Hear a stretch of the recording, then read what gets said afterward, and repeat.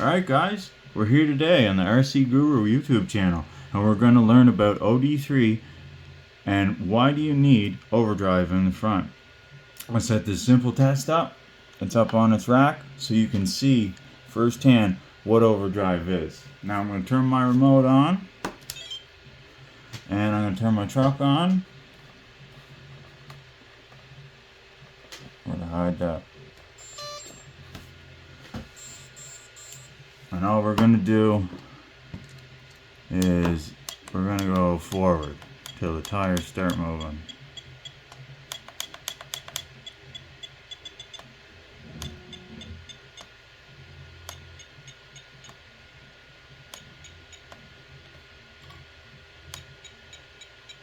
Sensitive.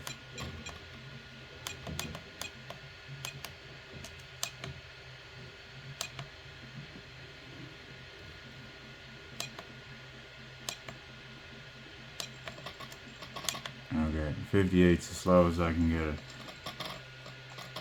Oh. 60. Okay, now watch your back tire.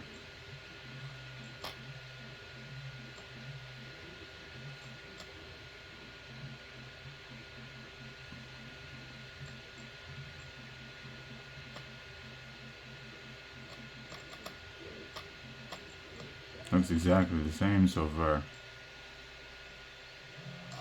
So you speed it up a little bit. See that? Now it's a whole rotation ahead. Let's turn it up just a little faster.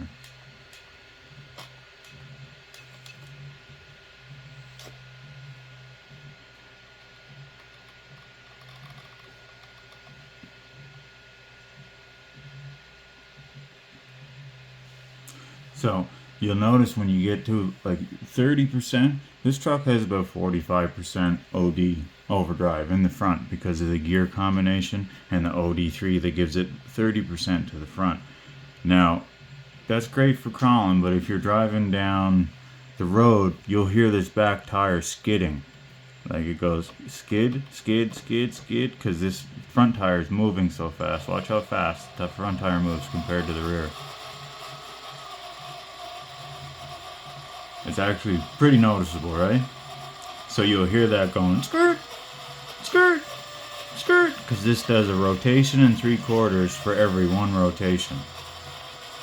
So if you go a full rotation, that's 25%. A full rotation and a half is 30%.